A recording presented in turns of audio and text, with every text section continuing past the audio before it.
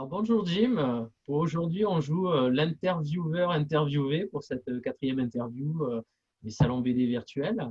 Bonjour à J'a- toi déjà. J'attends tes questions pièges avec plaisir. Bonjour à tous. En quelques mots, ton parcours? Ancien de l'école Émile Cole, non diplômé parce que j'ai été viré de là-bas. Et j'ai commencé les premiers contrats BD en 2004, donc ça fait 18 ans dans le métier maintenant. J'ai commencé sur la Compagnie des Glaces chez Dargaud, grâce à, je le remercie encore, Philippe Bonifay, qui m'a fait confiance à cette époque, quand je démarrais. Voilà. Ça s'est poursuivi sur les 10 derniers albums, donc du 5e au 15e album. Beaucoup de dessins de décors perspectives, un peu comme on voit toc, voilà, là derrière.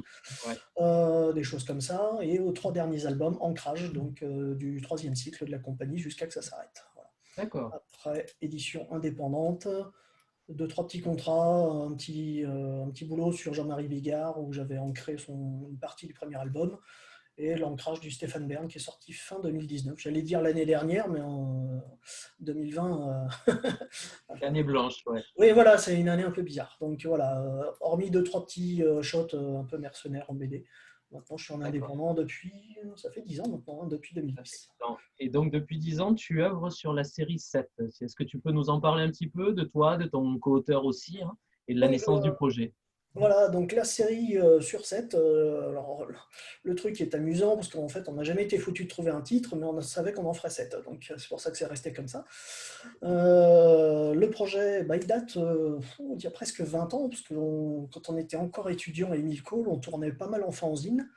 Donc on était étudiant, puis on faisait deux, trois salons, genre polymanga, cartooniste à l'époque. Et l'ami d'enfance d'une fille avec qui on tournait, en fait, est devenu mon scénariste maintenant. Et il était très branché neurosciences, science-fiction, grosse lecture. Et à la base, le projet sur 7 était un projet de science-fiction pour un jeu vidéo qui a été développé dans une petite boîte lyonnaise dans les années 2000 et quelques, et qui a coulé en cours de développement. Donc le scénario est resté à l'abandon. Mon scénariste attaquait son doctorat, donc il n'avait plus le temps de jouer avec. Il m'a dit, bah, tiens, j'ai écrit ça, est-ce que ça t'intéresse? Parce qu'on parlait de trucs de science-fiction. On s'est dit, on le fait, ok, on le fait. Et j'avais commencé les premières planches sur 2004. Et c'est à ce moment-là que j'ai été pris pour faire la compagnie des glaces chez Dargaud. Donc bah, j'ai dit à mon pote, bah voilà, bon, je touche des ronds Stand-by. pour faire un boulot, donc on a tout mis en stand-by. Je ne l'ai pas oublié, on a tout mis en stand-by. Et puis, mine de rien, la compagnie des glaces m'a fait une durée de 5 ans. Donc, j'ai pu revenir sur le projet 7 avec beaucoup plus d'expérience BD. Et on l'a sorti le premier, bah, c'est vrai qu'on est 2021 maintenant. C'était octobre 2010, donc il y a presque 10 ans. D'accord. Donc, donc, pour l'instant, tu es sur le 6, hein, donc. On est en train de faire le 6. Bah, là, je suis sur la planche. Voilà, toc, toc, planche 40 qui est en cours de route. Voilà. Donc sur 54 planches, couleurs, donc je suis à peu près aux 2 tiers de l'album puisque j'ai colorisé tout le reste. Voilà. Voilà, donc a D'ailleurs, priori, ouais, sorti pour l'été 2021. d'accord. Ouais, d'ailleurs, comme tu le précises, donc tu maîtrisais déjà l'ancrage puisque tu le faisais sur la Compagnie des Glaces, donc le dessin aussi forcément, et tu rajoutes une corde à ton arc avec la mise en couleur maintenant sur ces albums. Alors ça a été le plus dur parce que je faisais jamais ça, j'utilisais très très peu l'outil numérique excepté pour scanner et nettoyer mon boulot. Donc sur le premier album sur 7 là, il y avait pas mal de surprises, de mauvaises surprises bien évidemment, parce que quand on fait un truc pour la première fois, fatalement, sur le coup on est content, puis on fait le tome 2, on se dit ah tiens j'ai vachement progressé, j'ai fait ça, on revoit le tome 1, on se dit ah, c'est atroce. Et donc en 2015, quand le stock a été épuisé du premier tirage du 1 sur 7, en fait je l'ai intégralement recolorisé et republié avec quelques nouveaux dessins sur des cases qui étaient vraiment pas folichonnes. Et je fais pareil en ce moment avec le tome 2 sur 7 que j'ai presque intégralement refait. Donc j'ai encore du stock avec lequel je tournais, puisque maintenant les tournées c'est mort. Donc il m'en reste très très peu du tome 2 première édition, mais sinon la version recolorisée, refaite est déjà prête en fait. Super. Bah, du coup, tu t'es lancé en auto-édition sur cette série. Depuis 2010, ouais, c'est surtout le constat d'échec de la Compagnie des Glaces qui m'a vachement fait cogiter. Et une espèce de mauvaise nouvelle qui s'est transformée en bonne nouvelle, puisque quand on a repris à la fin de la Compagnie des Glaces le projet avec Valère, là, je me suis dit, bah, bon, bah, voilà, maintenant j'ai le badge d'Argo, je peux aller un peu n'importe où. Et je suis allé à Angoulême avec les 15-16 premières planches du 1/7. Et j'ai pu faire tous les stands d'éditeurs parce que bon, bah, je pouvais rentrer plus facilement avec mon badge, quoi. Et j'ai eu d'excellents retours, bien que tout le monde me disait, ah, il n'y a pas de collection science-fiction, c'est pas à la mode, c'est pas ci, c'est pas ça. Mais le directeur de collection d'une telle boîte me disait, ah, si j'avais une collection SF, j'adorerais voir un titre comme ça, vos storyboards sont super, machin. Mais en gros, les 15 mecs qui décidaient de ce qui allait se publier dans le pays, en gros, enfin les 15 plus gros, me disaient le boulot est bon. Et pour moi, ça a signé. En fait, je suis rentré en voiture donc le dimanche soir du Angoulême et j'étais super content de m'être fait virer de partout, en fait. C'était assez bizarre. Et je me suis dit, en fait, mais ça résonne comme un feu vert, ça veut dire vas-y, fonce, putain. Auto-édition et puis maintenant création du salon BD virtuel. Donc c'est en Ouais. droite ligne en fait. L'indépendance, il y a une forme d'émancipation à la fois artistique et économique au bout d'un moment. C'est-à-dire qu'on ne dépend plus d'une structure qui nous dépasse pour nous donner notre chèque en fin de mois ou en fin de planche. Voir directement face au concret, face au public, c'est lui le faiseur de vérité, quoi. Vous posez votre bouquin sur la table, il feuillette, il aime pas, il achète pas. C'est ça. Là, il n'y a pas moyen de tricher, il n'y a pas moyen de faire semblant. C'est eux qui décident. Et vu que ça ça se passait très bien depuis une dizaine d'années, le salon virtuel, lui, il est venu. Curieusement, c'est une des qualités de mon pessimisme. On va dire ça. Comme quoi. Tu dis, c'est soit, puisque comme tout auto-édité, tu es Bon. totalement, t'es dans mon cas de figure, hein, c'est-à-dire qu'en dessous, là, voilà, sous mes fesses précisément, il y a l'endroit où je stocke mes Pareil. bouquins. Et ça fait précisément maintenant 1 an que je les regarde et qu'il n'y en a pas un carton qui bouge parce que je ne peux pas tourner, donc je ne peux pas les vendre. Je me dis, est-ce qu'on attend un retour à la normale? Est-ce qu'on attend j'attends comme un con assis sur mon cul, ou soit je prends les choses en main et je tente quelque chose. Je me suis dit, bah, je le fais sur Zoom, on va voir comment ça va marcher, si on peut faire un peu ces choses-là. Il n'y a pas eu un gros succès, mais ça a déclenché en fait que l'idée a parlé à des gens, notamment toi, Zeriou ou d'autres. Le deuxième confinement a quelque part fait que énormément d'auteurs se sont rapprochés très vite de l'initiative, quand bien même elle n'avait pas encore fini de faire ses preuves, continue à faire ses preuves. Il y a pas Il y mal avait un d'auteurs. enthousiasme. Il y avait un Normalement, enthousiasme effectivement de toi, de Ferid, de moi. Il y a eu deux, trois auteurs qui sont venus très très rapidement effectivement. Et puis après c'est parti effectivement, quoi.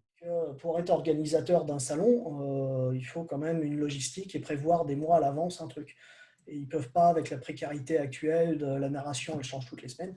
Donc, eux ne peuvent pas s'adapter à ces conditions-là. En virtuel, l'avantage, c'est que je fais de la réunion Zoom pour mes cours au sein de l'école La Fontaine. Donc, je suis déjà un peu habitué à cet outil, caméra, micro, changement de caméra, machin, truc comme ça pour faire mes cours. Donc, j'avais une certaine facilité avec l'outil Zoom. Discord, ça a été une découverte. Donc, j'ai essuyé les plâtres en même temps que vous, quasiment. En gros, on a eu 20 ans sans ces trucs-là, c'est-à-dire qu'on n'a pas l'habitude de filmer, photographier ce qu'on fait. On bosse à l'ancienne, on est là avec nos pinceaux, crayons, machin. Et on n'a pas ce réflexe de foncer sur ces technologies-là. Donc, c'était un peu le truc à passer pour nous. Voilà, et puis il y a d'autres salons, il y a d'autres initiatives équivalentes en fait, hein, parce que j'ai vu que Auxerre faisait leur propre salon Discord et tout, leur Angoulême à Auxerre. Voilà, et c'est pas les premiers à nous suivre, ou enfin, parce qu'on est les suiveurs et tout, la question est même pas là. Mais c'est vrai que ça prouve il y a un vrai potentiel, ça interroge les gens de se dire, bah, qu'est-ce qu'on peut trouver comme alternative effectivement au vrai festival en fait, au festival physique. Et il y a un besoin de la part des organisateurs de se renouveler aussi, donc ça c'est plutôt intéressant. Et il y a une vraie attente de la part du public, ça aussi c'est très très bien, quoi. On n'a pas parlé de tes influences, hein. Est-ce que tu as des influences ou pas? Alors, il y en a deux, trois, voilà. Là, il y a Ouais. Gaston Lagaffe qu'on voit ici en train de porter une petite pile de livres. Donc ça, c'est ce que je lisais vraiment quand j'étais tout minot. Donc ouais, la BD assez traditionnelle, puisque bon, chez moi, on n'en lisait pas trop, hein. Lagaffe, Boule et Bill, les Schtroumpfs. J'ai vraiment adoré les Schtroumpfs, c'est vraiment fantastique. Tintin aussi, j'étais moins fan, mais bon, je les lisais quand même bien volontiers.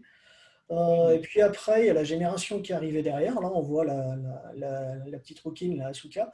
Donc, Evangelion, ce qui était la fin de la vague manga que je me suis prise, qui a commencé avec Claude Dorothée, Ken le Survivant, qui m'a vraiment choqué, enfin, qui m'a vraiment imprégné très fort. Il y avait Macross qu'on appelait Robotech ici, Ouais, ou tout à fait. autrement. Et ça, le robot transformable, Macross, a été vraiment un truc très très puissant chez moi. Albator, donc pareil. Ouais, c'est plus vieux, ça. Ouais. Beaucoup plus vieux, mais j'étais vraiment fasciné par cet univers, ces gens qui changeaient de planète comme ça. Ça... Quelque part, déjà gamin, j'avais l'impression que le monde était trop petit, quoi. Je voulais être comme eux, voyager de planète en planète, quoi. J'avais 5 ans et je trouvais déjà le monde trop petit, donc peut-être un problème d'ego aussi. Bah, Euh, non. et sinon, quelque chose qui m'a vraiment influencé, ça a été Jace et les Conquérants de la Lumière. Ouais. Ça a été une claque. Un J'ai super générique en plus. Un des rares bons génériques, je trouve. Monstrueux. Il est fantastique le générique. Puis les histoires étaient bien. Je trouvais que le côté mélange science-fiction et végétal, mécanique et végétal, je trouvais que super intéressant. Enfin, j'avais l'impression que c'était les seuls à avoir abordé ça de cette manière-là. Ce Et côté j'ai hybride. Ouais. toujours été déçu qu'il n'y ait jamais eu de suite. Je viens de la plus grosse baffe de mon adolescence, c'est Akira. Ouais, Voilà. bah, comme beaucoup, hein. Comme beaucoup, on va dire. Je crois qu'il y a un moment, il y a une année, je le regardais une fois chaque week-end. Ah, c'est bien. C'est bien. Hypnotisé. Hypnotisé, j'ai dû le voir plus de 50 fois sans problème. Quand je voyais la puissance, la complexité des personnages, des psychologies dans les personnages de dessins animés japonais, je me dis, oula, il y avait Gun, le manga, là, je m'en souviens qu'à l'époque, c'est les premiers trucs qui sortaient, mais tous les mercredis, on était chez le libraire, alors il est sorti le nouveau Gun, mais tout, dadada, et tout. Et à l'internat, on se passait le bouquin dans la petite urne, enfin, je me souviens, c'était extraordinaire quand le nouveau Gun me sortait. C'était dantesque, hein. Il y avait les continués là-dedans. Après, l'école d'art, où là, je me suis confronté à un type de dessin que je ne connaissais pas, donc, qui est dans le traditionnel, vraiment académique, donc anatomie académique, perspective, tout ça. Donc là, j'ai pu me perfectionner et puis digérer ces influences sans trop les subir, en fait. Voilà. Donc, il y a quand même un point commun entre tout ça, quand même, hein. C'est la technologie, la SF, en fait, hein. C'est vraiment un truc euh, qui te suit, on va dire, depuis le début. Malgré tout, tu as, quand même fait un petit impair, enfin, tu as fait un petit pas de côté, tu es allé voir un peu à côté aussi sur l'Heroic Fantasy, non? Ouais, alors ça, c'était un personnage. J'ai toujours dit, putain, elle a un charisme, cette fille-là, ce personnage qui est sorti, elle est incroyable, quoi. Il faut que j'en fasse quelque chose. Tous les copains qui l'ont vu m'ont dit, ah, il y a quelque chose à faire avec ce personnage, elle a une âme, elle a un truc puissant, quoi. Pourquoi est-ce que cette fille est fracassée? Pourquoi elle est dans cet état-là? Ça, c'est une sale histoire qui peut arriver, qui lance un personnage. J'ai dit, là, banco, ça me plaît. Donc ça a donné le petit one-shot qui va donner le drame d'origine de ce personnage. Voilà. Et après, il y aura peut-être une suite de one-shot. Donc je ne sais pas si je fais le prochain après le 6 sur 7 ou si j'attaque le 7 dans la foulée, je ne sais pas encore. Ça me permettra d'aborder par la bande des sujets, donc par la bande, par le côté heroic fantasy, des trucs qui sont très durs à dire dans le monde d'aujourd'hui. Donc, quelque chose à rajouter? Ou... Quelque chose à rajouter, ben, pour revenir sur le salon virtuel, je dirais presque que j'aimerais assez rapidement qu'on n'ait plus besoin de salon virtuel. Parce que si, mine de rien, si on entérine le truc dans le long terme, ça veut dire qu'on ne nous aura pas rendu la normalité, pas rendu le contact physique avec les gens. Je crois qu'on a un peu tous ce même sentiment, effectivement. Voilà, donc si on le pérennise, il faut qu'on le fasse suffisamment bien pour qu'on ne sente pas le truc. Mais je suis impatient de refaire 2-3 km pour rencontrer, ben, te revoir toi, parce que mine de rien, on s'est pas revu Ouais, depuis plus d'un an. ça fait plus d'un an maintenant, ouais, De ouais. revoir nos lecteurs, parce que c'est super bien d'être le nez toute l'année dans nos dessins, mais de voir les boulots dans les mains des gens, voir leur sourire, de savoir qu'ils ont fait peut-être 100 km pour revenir nous voir en salon, nous acheter la nouveauté. Bah, ça, c'est quelque chose, quand on s'endort avec ce genre de retour des lecteurs, on ne se sent Ça pas fait comme du une bien. merde, quoi. Pour avoir refait une vraie séance de dédicace en librairie il y a une semaine, c'est vrai que Ouais, ça fait du bien. ouais, Franchement, c'est fou. c'est ça. Donc, Voilà, on est masqué, c'est un peu la contrepartie, mais bon, voilà. Bon, ben, en tout cas, merci pour cette petite interview, et puis qui devrait bientôt être en ligne, donc, et puis ouais. à bientôt pour la suivante. Allez, bientôt pour la suivante et on rajoutera les petits liens pour retrouver Exactement. toutes mes cochoncetés, les quelques pages internet sur lesquelles je suis présent. Mon site internet hop là, qui est là, eh ben, il est en refondation depuis perpète, donc Trop pour longtemps. l'instant, stand by. Voilà, voilà. Ciao à tous. Merci Laurent.